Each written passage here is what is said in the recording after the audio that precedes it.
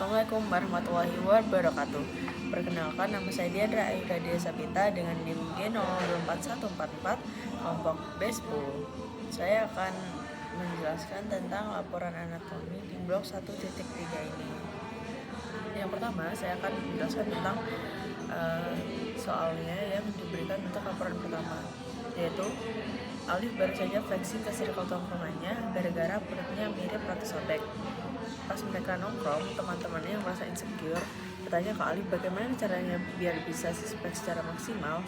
Alif sebagai cimbro yang profesional akan memulai penjelasan tentang anatomi otot yang bikin perut jadi kotak-kotak. Untuk yang A, jelaskan tentang pembagian lapisan-lapisan di dinding abdomen anterior dan posterior. Untuk yang B, jelaskan sistem otot yang ada di abdomen. Untuk yang C, jelaskan struktur penggantung yang menjaga organ pencernaan pada posisinya.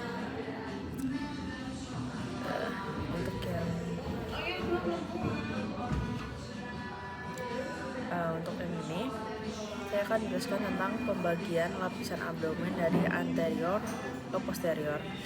Biasanya itu untuk anterior dan lateral itu kurang bisa dibedakan pembagiannya karena tidak ada garis pasti yang menunjukkan itu anterior atau lateral, jadi biasanya digabung anterolateral, terus ada sama posterior. Terus saya akan menjelaskan tentang anterolateral. Anterolateral itu punya 7 lapisan. Yang pertama itu kulit, yang kedua itu adalah fascia superficialis, yang ketiga adalah fascia profunda, yang keempat musculi ataponeurosis, yang kelima fascia transversalis, yang keenam adalah fascia extraperitonealis atau jaringan lemak, yang ketujuh peritoneum parietale. Di fascia superficialis itu ada 2 lapisan, yaitu ada fascia Kemper dan fascia scarpa.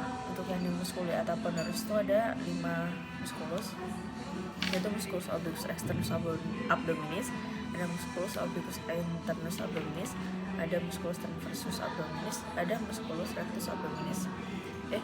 Yang terakhir ada musculus pyramidalis abdominis. Untuk yang di posterior itu ada 5 lapisan. Yang pertama itu ada kulit, yang kedua fascia superficialis dorsi, yang ketiga musculus, itu ada 4 lapisan lagi tapi banyak, tidak skip. Terus yang keempat ada fascia extraperitonealis atau jaringan lemak, yang terakhir ada peritoneum parietale. Lalu dari soal yang B tadi ada jelaskan sistem otot yang ada di abdomen. Jadi saya akan menjelaskan tentang sistem otot yang ada di abdomen yang ada di musculi aponeurosis. Musculi aponeurosis itu punya 2 macam muscles, itu ada flat muscle sama vertical muscles. Yang flat muscle itu ada musculus obliquus externus, musculus obliquus internus, sama musculus transversus. Terus yang si vertical muscles itu ada 2 muscles, itu musculus rectus abdominis, musculus pyramidalis. Terus si vertical muscles itu biasanya dia ditutupi oleh suatu lapisan, itu namanya vagina musculi recti gitu. Terus ada duplicator peritoneum, itu menjawab pertanyaan yang menjelaskan struktur penggantung yang menjaga organ pencernaan pada posisinya. Jadi saya akan menjelaskan tentang duplicator peritoneum.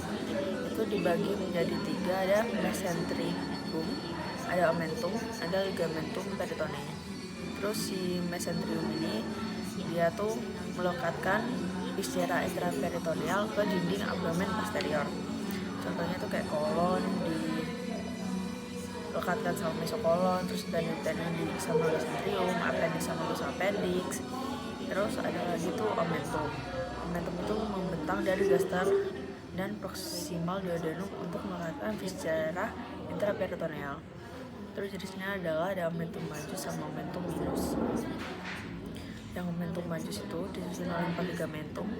Itu ada ligamentum gastrovenica, ada ligamentum gastrospenica, ada ligamentum gastrocolica, ligamentum splenorenale. Terus ada yang kecil ini, dia cuma disusun oleh 2 ligamentum, yaitu ligamentum hepatoduodenale, ada ligamentum gastrohepatica. Terus ada duplicator peritoneum yang untuk ligamentum peritoniae yang ada di hepar sama yang melekat di sini. Untuk itu dia fungsinya tuh melekatkan antara organ ke organ lain ataupun ke dinding posterior abdomen dan dapat membentuk bagian dari omentum. Terus ada ligamentumnya tuh dari dua viscera, yaitu ada ligamentum dari hepar, itu ada ligamentum falciforme, ada ligamentum hepatoduodenale, ligamentum gastrohepatica. Terus dari gaster itu ada 3 ligamentum lagi, ada ligamentum gastrophenica, ligamentum gastrosplenica, ligamentum gastrocolica. Makasih. Jadi itulah yang dari penjelasan dari laporan pertama saya. Mari kita lanjut ke laporan kedua. Bye-bye. Assalamualaikum warahmatullahi wabarakatuh. Halo, jadi saya akan mengerjakan laporan yang kedua dan saya akan membacakan soal yang diberikan untuk laporan kedua. Randy adalah seorang mahasiswa yang sangat gemar menghadiri acara makan bersama, terutama di restoran dengan konsep all you can eat. Namun, pada suatu kesempatan, Randy merasa tidak nyaman karena cepat merasa kenyang, padahal baru saja memulai makanannya. Hal ini membuatnya khawatir ada yang tidak normal dalam sistem pencernaannya. Sebagai teman yang baik, jelasin ke Randy tentang trakus digestivus superior, mulai dari mulut hingga lambung, serta gimana kompensasi sphincter dan gerakan pencernaan saat dia lagi makan rakus di all you can eat. Jadi aku akan menjelaskan tentang cavitas oris. Jadi di cavitas oris itu ada 2 parts, itu ada vestibulum oris sama cavitas oris propria. Untuk si cavitas oris itu dia punya batas-batas. Di atapnya itu ada palatum dulum sama palatum mule. Terus di dasarnya itu ada diafragma oris dan lingua. Terus di lateral ada corpus adiposum bucce, processus alveolaris mandibularis et maxillae. Terus di anterior ada rima oris, di posterior ada isum facium atau urfaring. Terus kalau si vestibulum oris itu anterolateralnya ada labium superius et inferius oris dan corpus adiposum bucce. Terus di superior ada lipatan membran mukosa dari labium superius oris dan corpus adiposum bucce ke arah gingiva. Terus di dorsal ada processus alveolaris maxillae et mandibulae dan arcus dentalis superior et inferior. Ya, terus di inferiornya dia ada lipatan membran mukosa lagi dari labium inferius oris dan corpus adiposum bucce ke arah gingiva. Terus aku akan menjelaskan tentang palatum dulum. Palatum durum itu ada di 2/3 anterior terus dia terdiri dari processus palatinus osis maxillaris. Terus kalau si sepertiga posteriornya dia dari lamina horizontalis osis palatini. Kalau si palatum mule itu terdiri atas musculus ada telepup, ada musculus tensor veli palatini, ada musculus levator veli palatini, ada musculus palatopharyngeus, ada musculus uvulae, ada musculus palatoglossus. Terus aku akan menjelaskan tentang lingue. Lingue itu jadi lingue itu dibagi jadi 2. Ada pars porsucalis lingue sama pars presucalis lingue. Terus kan ada sulcus terminalis, itu batas antara corpus dan radix. Itu di tengah sulcus terminalis itu ada foramen caecum. Foramen caecum itu obliterasi dari ductus thyroglossus. Jadi dulunya ductus thyroglossus itu ada di situ. Terus aku akan menjelaskan muskuli linguae. Itu ada GHSP yang ekstrinsik. GHSP itu singkatan dari musculus genioglossus, musculus hyoglossus, musculus styloglossus, musculus palatoglossus. Terus di musculus intrinsik itu ada LLTV. Itu ada musculus longitudinalis superior, musculus longitudinalis inferior. Terus ada musculus transversus linguae. Yang terakhir ada musculus verticalis linguae. Terus saya akan menjelaskan tentang orofaring. Jadi di orofaring itu ada beberapa bangunan penting kayak pharyngeal tonsil, terus ada palatin tonsil, ada lingual tonsil gitu. Terus ada annulus Waldeyer. Apa tuh annulus Waldeyer tuh? Dia tuh ada di orfaring. Terus terlihat adanya suatu lingkaran jaringan limfoid disebut annulus Waldeyer. Dia itu tersusun dari kranial. Di bagian kranial dia ada tonsilla pharyngealis atau adenoidea. Terus di lateral tuh ada tonsilla palatina. Di caudal ada tonsilla lingualis. Terus ada tonsilla tubal. Itu nama-nama tonsilla. Terus aku akan menjelaskan tentang esophagus. Esophagus itu dibagi jadi 3 parts. Yang pertama itu ada cervicalis, ada thoracalis, ada abdominalis. Nah, si cervicalis itu dia itu dari vertebra cervicalis 6 sampai vertebra thoracalis 1. Terus di thoracalis ada vertebra thoracalis 1 sampai vertebra thoracalis 10. Terus yang si abdominalis itu ada vertebra thoracalis 10 sampai 11. Dia ada di posterior trachea. Terus si siapa nih namanya esophagus itu ada angustia yang dibagi jadi 3, ada superior, media, sama inferior. Terus si superior itu ada di vertebrae cervicalis 6. Yang si media itu ada di vertebrae thoracalis 4 dan 5. Terus di yang terakhir tuh yang paling bawah ada angustia inferior di vertebrae thoracalis 10. Terus aku akan menjelaskan tentang gaster, anatomi gaster. Gaster itu masuk itu dari kan ada LES kan, lower esophageal sphincter. Itu bagian paling bawah dari esophagus. Itu langsung berbatasan dengan siapa? Si gaster. Terus dia tuh masuk dari kardia. Terus masuk itu atasnya itu ada fundus, terus bawahnya ada corpus, terus bawah ada pylorus. Nah, pylorus itu dibagi jadi 2, ada pyloric antrum ya sama pyloric canal. Itu yang akan menghubungkan si gaster tuh sama duodenum. Terus gaster itu nempel sama 2 omentum. Ada omentum minus sama omentum majus, tapi nanti kita bahas lebih dalam di laporan yang ketiga nanti. Oke? Terus aku akan menjelaskan tentang duodenum. Jadi si duodenum itu dia ada dibagi jadi 4 parts. Itu ada pars superior, pars descendens, pars inferior, pars ascendens. Kalau si superior itu dia setinggi vertebrae thoracalis 12 sampai lumbalis 1. Terus yang descendens itu ada di vertebrae lumbalis 1 sampai vertebrae lumbalis 3. Terus si inferior dia tuh di vertebrae lumbalis 3. Yang si ascendens itu vertebrae lumbalis 3 sama 2 dia naik si ascendens gitu. Terus pada pars ascendens itu ada ligamentum teres, yaitu musculus supersensorium duodeni yang membentang dari flexura duodenojejunales hingga crux dexter diaphragma. Terus aku akan menjelaskan tentang gimana kompensasi sphincter dan gerakan pencernaan saat dia lagi makan rakus di all you can eat. Kayak setauku tuh kalau makanan masuk kan lewat LES. Terus ada mekanisme pengosongan lambung itu kayak 6-8 jam itu baru turun ke duodenum lewat vilor sphincter. Tapi kalau rakus di all you can eat kayaknya tuh si LES-nya itu nanti akan kewalahan untuk mengambil makanan. Terus kayak asam lambungnya juga gak karuan. Itulah yang mungkin dia gak nyaman, bisa cepat ngerasa kenyang karena emang asam lambungnya kan naik waktu makanan masuk.